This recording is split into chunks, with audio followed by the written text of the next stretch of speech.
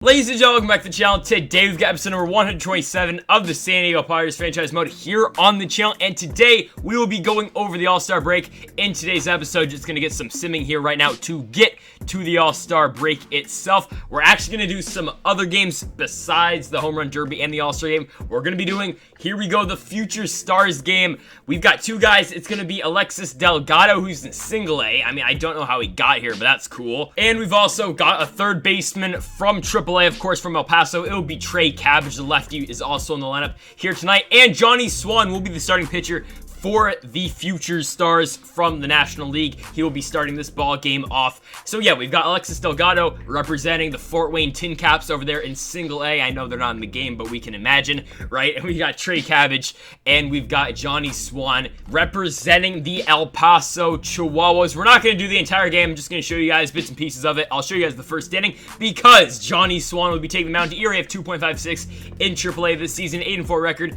over 17 starts. Johnny Swan now going to pitch on the 2-2, strike three on the changeup down to start this ball game off here at Citi Field. 3-2 count. Now that ball's going to hit right to third, straight to the El Paso Chihuahua. It is Trey Cabbage. Cabbage has got it. 2 down in the inning. Now 2 outs in the inning. Swan's going to deal on the 1-2. That ball's going to hit right back to the mound. Johnny Swan has got it. He has gone through 1 of his 3 innings in this ball game. Now up will be Josh Young on the 3-2. He's getting that ball right to short. Easy play for the shortstop. He has got it. 1 down here in the top of the second. Now up on the 1-1. Swan's going to deal, and that ball's going to be hit into the right center field gap. It will get down for extra base. The first hit given up in the ball game for Johnny Swan. 1 down in the inning. Runner on second. 1-1 count. That ball's going to hit right to first. Easy play. Got it. That's going to move the runner over to third, though. So runner on third. 2 outs now on the 1-2. Can Swan get out of it? That ball's going to be hit into shallow center. The shortstop won't take it. Instead, it will be the center fielder. He has got it to end the top of the second inning.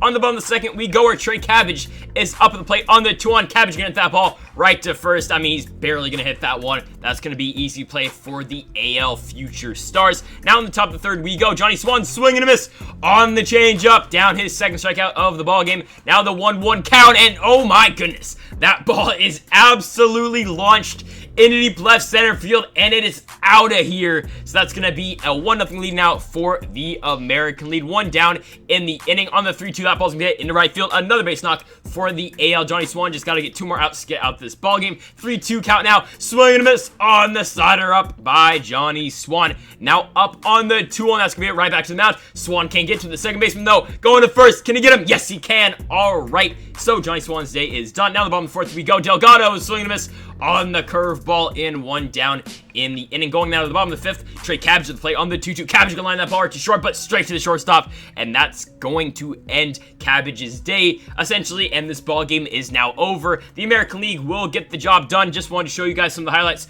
from Johnny Swan, Trey Cabbage, and Alexis Delgado. You're probably going to see Johnny Swan next season, probably for the Padres, and then Trey Cabbage, I don't know, maybe he's 27 years old, he might get traded, who knows, and then Delgado, who knows when the hell you will see him. Welcome now to the Home Run Derby. I'm surprised we got someone in the Home Run Derby. I didn't think Tatis was going to be in there, and as you see on the screen right there, Kris Bryant finally gets a chance to defend his crown, his Home Run Derby championship against a really stacked field of opponents. I mean, you got Yelich, Soto, former Padre, Hunter Renfroe, Gleyber Torres. It's a really stacked crowd. And first up will be Gleyber Torres for Kris Bryant. Torres only hit 10, so Kris Bryant just has to hit 11 to move on to the second round in this one. And like what I've done in like the last 3 Home Run Derbies, I'm going to talk about the state of our entire team during the Home Run Derby while it plays in the background. Let's hope Kris Bryant can get this one done against Gleyber Torres here at Citi Field. So let's start here with our catching position. Our catcher position, yeah, we've got Luis Campuzano. My plan is I'm gonna keep him for the rest of the year. I mean, I gave him a big contract. I want to see what he can do. I mean, given he is batting 190, so that kind of sucks. But I mean, we've also got Peter Furamaki. I mean, he's not great, but yeah, I think we're gonna have to go with Luis Campuzano for the rest of the season. First base, gonna continue to the split with Vogie and Vaughn. Daniel Vogelbach, I mean, the average is down. The power numbers with the home runs and RBI are still there. Andrew Vaughn, we really haven't seen much this season. Just, I mean, what you're going to get out of an Andrew Vaughn season is going to hit anywhere from 220 all the way up to 280. It's going to be exactly like somewhere in that range. He's not going to hit lower than 220. He's not going to hit higher than 280. He's just a solid first baseman. As for him being the future of the team, I mean, I don't completely know about that. As on the screen currently, though, Chris Bryant's got 10. Chris Bryant in the left field will get down. No, okay. Gotta hit this one out. Bryant. That ball is up and it is gone. Chris Bryant will defeat Gleyber Torres, and now he will move on to the second round where he will face, it's going to be Christian Yelich. All right, so Bryant will hit first, so the mark is going to be set by Chris Bryant before Christian Yelich hits the plate. But yeah, back to the first baseman, of course, we got Andrew Vaughn. I mean, I guess the plan is Vaughn's probably going to be the starter after Vogie kind of wears out. But I mean, Vogie's not bad right now. The thing is, the average really isn't there. He shows up in the postseason. So, I mean, we're definitely not going to get rid of Vogie anytime soon. Even if he's not the starter anymore, he definitely has to be a bench bat because the dude has 99 power against righties. So he just kind of has to stay. I mean, there really isn't a way to get rid of him. I mean, because he's an amazing power hitter. But I mean, Andrew Vaughn, the thing is with Vaughn, right? He's decent, but he's not like great. I mean, he's not great with the power numbers either. He's just, of course, just a solid first baseman. It's kind of tough with that one. So that's kind of the plan for first. We'll have to wait and see on that one, though. CJ Abrams at second. He's just the guy because Wander Franco is getting traded. He's getting traded at the deadline. Probably next video, might be in 2 videos. Still have to find a trade for him. Either looking for a catcher, which I don't know. I mean, we kind of already experimented with another catcher. We got Mitch Garver, so that's why I'm kind of hesitant on that one. And then either that or we can also go with another starting pitcher to replace either Luis Patino or Steve Langford just for this season, right? We're looking at a deal where we get a superstar pitcher, say like a Jacob deGrom, for this one season for Wander Franco. I mean, that's really all we're really looking at this point. Maybe a prospect in the deal too. I don't know, because Franco, man, he's at 87 overall, and he just does not do well in the sim. He's batting 180. He's putting up Luis Campuzano numbers, but worse. So, I mean, we've got to get rid of him. I mean, there's just no hope for him. CJ Abrams is much better. I traded for Wander Franco because I love using him in Diamond Dynasty and BR. That switch hitting prospect card is an absolute monster. The problem is he doesn't really translate well into franchise. Shortstop, I mean, do I have to talk about it? Fernando Tatis Jr. is the man for that one for probably the rest of his career. I mean, I want him to stay there forever, like Cal Ripken on the Orioles. Just please, Tatis should be the guy in San Diego for forever. And real quick, Chris Bryant with his 20 home runs does beat Christian Yelich, so he wins 20-13. Now he gets Juan Soto, the Yankee, now in the finals to see if Chris Bryant can take it home here right now. So Tatis, of course, at shortstop, and then third, I mean, it's the guy on the screen right now. It's Chris Bryant. I mean, it's pretty obvious. He's going to be the third baseman for like, what, the next 5 years?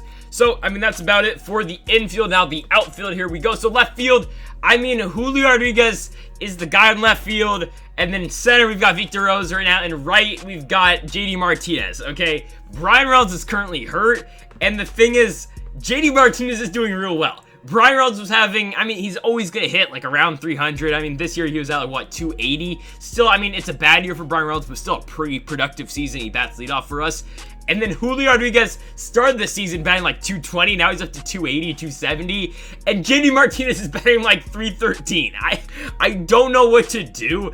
I think we're just going to, when Brian Reynolds comes back, he'll be the starter. And JD Martinez will go back to a bench bat. But, I mean, JD Martinez was a perfect pickup just because Brian Reynolds got hurt, and now we have Martinez.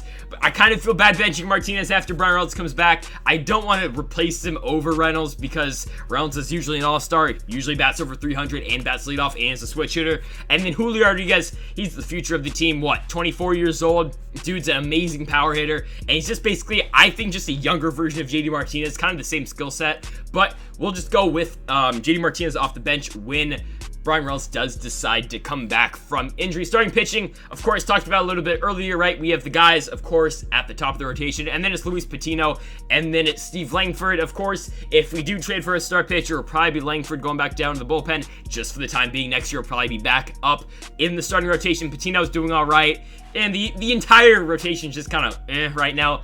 Spoiler, none of them are making the All-Star game. Same with the bullpen. Our pitching really isn't doing too well. Our overall record is honestly not that great this season. It's just that the NL West is so dry that we can probably get away with winning, what, like 85 games this season? I mean, I hope we get more, but like, honestly, If we win 85 games, we're probably going to win the NL West because the West is just terrible currently. Chris Bryant with some pretty good numbers, up to 22, and Juan Soto only at 17. He's got 20 seconds left, and he's taking pitches. What is Soto doing? He's going to have 18, maybe 19, maybe 20, but he cannot catch up to 22 as Chris Bryant is going to win the home run derby for the second time. Wins it once in Chicago, now wins it here at Citi Field in Queens. He's going to raise up the trophy for the second time. Him and Tatis both have wins in the home run derby. The Padres go back-to-back as Tatis won last season. Let's go straight now to the All-Star game here at Citi Field. We have 2 All-Stars. Yep, we only have 2 All-Stars, and I think you probably know who it is. It's Chris Bryant,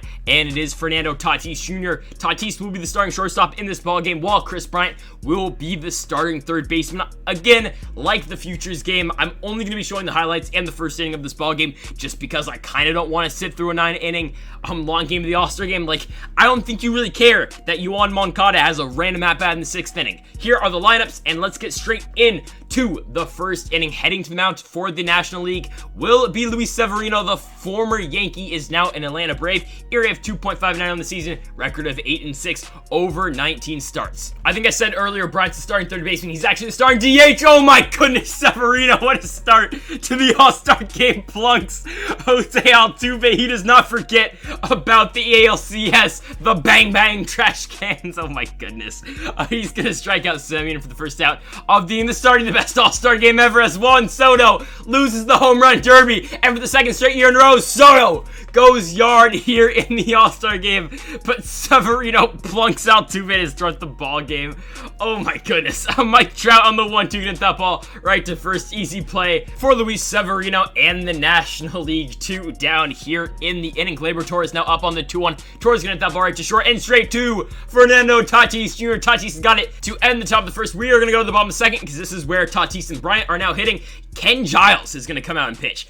A reliever in the second inning, okay. Tatis up on the 1-2. Fernando Tatis Jr. gonna ground that ball right to short. Can't get to it. The third baseman can't get to it. The shortstop. Oh my goodness. They're gonna gun him out. First out here in the bottom of the second. Chris Bryant on the 1-1. Chris Bryant gonna pop that ball up right to the first baseman, and that will be the second out here in the bottom of the second. I've just never been good hitting in the All-Star game. I don't know why, but Tatis now up here in the bottom of the third. That'll be Keone Kela pitching. That's gonna be ball 4 on the pitch down. Runner on first. 2 outs for Chris Bryant on the 1-1. Bryant gonna hit that ball into center field. Will it get down? Mike Trout. Oh, Trout is there to end the bottom of the third inning. We are going to go out to the bottom of the 5th. National League up 5-3. Tatis going to hit that ball to short, and that's going to be an easy double play for the American League. That's going to end the inning. Now in the bottom of the 6th, Kela is still pitching for some reason. I don't know what's going on. Chris Bryant going to blast that ball deep, though, into left center field, and that's going to be an out, though. The Padres batting back-to-back in the order still can't get anything to fall, and that's going to end the ball game. Really nothing happened in this All-Star game. I'm going to keep it real. The National League, though, did win. You know, the only fun part of this entire game was the first pitch. I'm going to keep it real. That was pretty funny.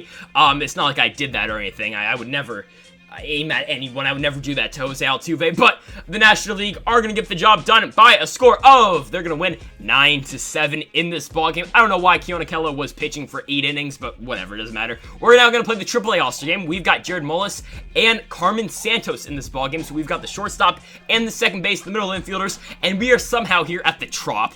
I don't know why we're at the Trop for this, but yeah, it will be the Pacific Coast League versus the International League here in Florida, of all places, for this one here at Tropicana Field. I do not know why, and I don't know how so many people are here at the Trop for a freaking AAA All-Star game, but whatever. That's a story for another day. By the way, Johnny Swan is also in this ballgame. You'll see him in just a little bit. Stephen Hyatt will be pitching for the PCL. ERA of 1.70 on the season, over 17 starts and a 10-1 record. And oh my goodness, he's a submariner.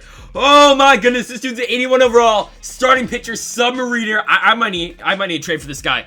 Wander Franco for this guy straight up. This dude's a monster, bro. I don't care what he does. This dude, look at it. Oh my god, he's got the Darren O'Day. Oh my god, he gets the side out. Alright, so Steve Reyna is going to pitch now for the International League, ERA of 2.45 on the season. Here is Jared Mullis, the shortstop of the El Paso Chihuahuas. He's going to hit that ball, though, in the infield. The third baseman going to snag that one right in front of the shortstop for the first out here in the bottom of the first. Here comes the second baseman. It's Carmen Santos on the 2-2. Santos going to pop that ball up into the infield. It's going to go straight to the second baseman, and that's really all you're going to see here in the bottom of the first. Just trying to show you guys the Chihuahua's gameplay. Speaking of a Chihuahua, is Johnny Swan. He's back again. ERA of 2.56 on the season, over 18 ball games. On the 1-2, Johnny Swan. Oh, that's going to get up the middle, and it's going to get through for a leadoff base knock here in the top of the third. 3-2 count now. Swan's going to get that ball a second. Can we get the double play? There's the Chihuahua double play. Can we get there? No. All right.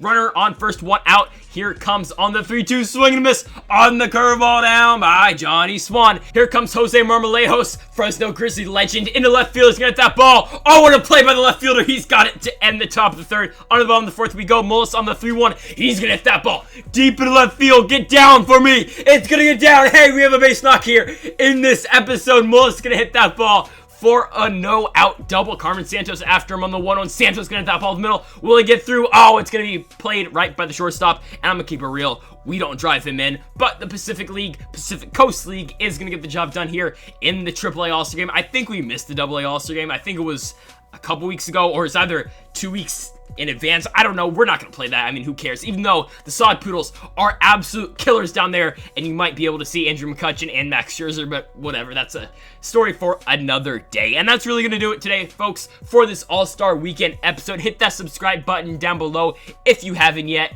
Thank y'all for watching, and Mamba forever.